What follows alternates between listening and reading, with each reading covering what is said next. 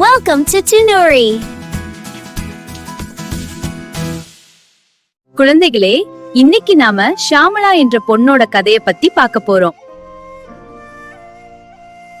ஒரு காலத்தில் பச்சை பசேலென வயல்வெளிகள் சூழ்ந்த ஒரு அழகான கிராமம் இருந்தது.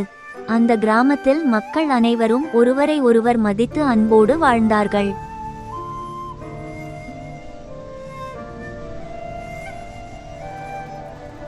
அதே கிராமத்தில் ஷியாமளா என்ற ஒரு பெண் தன் வாழ்க்கையை தைரியமாக நடத்தி வந்தாள். ஷியாமளா ஒரு எளிய பெண். அவளுடைய கணவர் சில ஆண்டுகளுக்கு முன் உயிரிழந்து விட்டார். ஆனால் அவள் உடைந்து போகவில்லை. அவளுடைய உலகம் ஒரே ஒரு மனிதன்தான். அவளுடைய மகன் ராமு பள்ளியில் படித்து வந்தான். என் மகன் நல்லா படிக்கணும், அதுக்காக ஷியாமளா சாலையோரத்தில் ஒரு சிறிய முட்டை தோசை கடை தொடங்கினாள். ஒவ்வொரு நாளும் காலை சூரியன் உதிக்கும் முன்னே ஷியாமளா எழுந்து விடுவாள். சுத்தமான பாத்திரங்கள், புது முட்டைகள் என்ற சுத்தமான சமையல் அவளுடையது. விலை கொஞ்சம் அதிகமாயிருந்தாலும் சுத்தம் முக்கியம் அப்படின்னு நினைப்பவள் ஷியாமளா. மக்கள் அவளுடைய தோசையை ருசியோடும் நம்பிக்கையோடும் சாப்பிட்டார்கள். ஒரு நாள் ஷியாமளா கடைக்கு வந்தபோது ஒரு அதிர்ச்சி.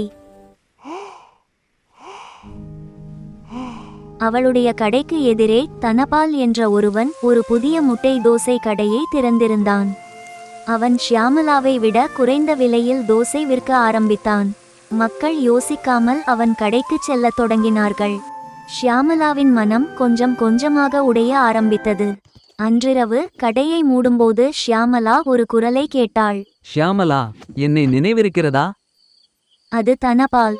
கணவர் இறந்த பிறகு அவளை வலுக்கட்டாயமாக திருமணம் செய்ய முயன்றவன் அவன். நீ தனியாக வாழ முடியாது என்று மிரட்டிய அதே தனபால் இன்று அவளுடைய வாழ்க்கையை அழிக்க முயற்சிக்கிறான். ஷியாமளா எதையும் சொல்லவில்லை.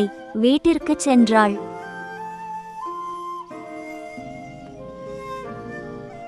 அங்கு ராமு ஓடி வந்து அம்மா என்று கட்டிப்பிடித்தான்.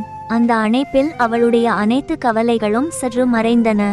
என்ன நடந்தாலும் நான் தளரக்கூடாது என்று அவள் முடிவு செய்தாள். சில நாட்களில் கிராமத்தில் ஒரே பரபரப்பு. தனபால் கடையில் சாப்பிட்டவர்கள் வயிற்று வலி மற்றும் வயிற்றுப்போக்கினாலும் அவதிப்பட்டார்கள். மக்கள் காரணம் என்ன என்று சோதித்த போது அவர்களுக்கு ஒரு அதிர்ச்சி. அது என்னவென்றால் தனபால் விலை குறைவாக விற்க வேண்டும் என்பதற்காக அழுகிய முட்டைகளை பயன்படுத்தி இருக்கிறான் என்பது தெரிய வந்தது. கோபமடைந்த மக்கள் தனபாலின் கடையை மூடி அவனை கிராமத்திலிருந்து விரட்டினார்கள். பிறகு அனைத்து கிராம மக்களும் ஷியாமளாவின் கடைக்கு வந்தார்கள். பிறகு கிராம மக்கள் அனைவரும் எப்பொழுதும் போல ஷியாமளாவின் கடைக்கு சென்று முட்டை தோசையை சாப்பிட ஆரம்பித்தார்கள். இறுதியாக ஷியாமளாவும் தனது கடையை மிகவும் சந்தோஷமாக நடத்த ஆரம்பித்தாள். இந்த கதையிலிருந்து நாம் தெரிந்து கொள்வது, நேர்மையும் சுத்தமும் எப்போதும் வெற்றி பெறும்.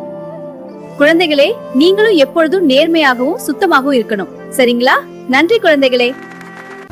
இந்த வீடியோ பிடிச்சிருந்தா லைக் பண்ணுங்க, ஷேர் பண்ணுங்க, மறக்காம சப்ஸ்கிரைப் பண்ணிடுங்க.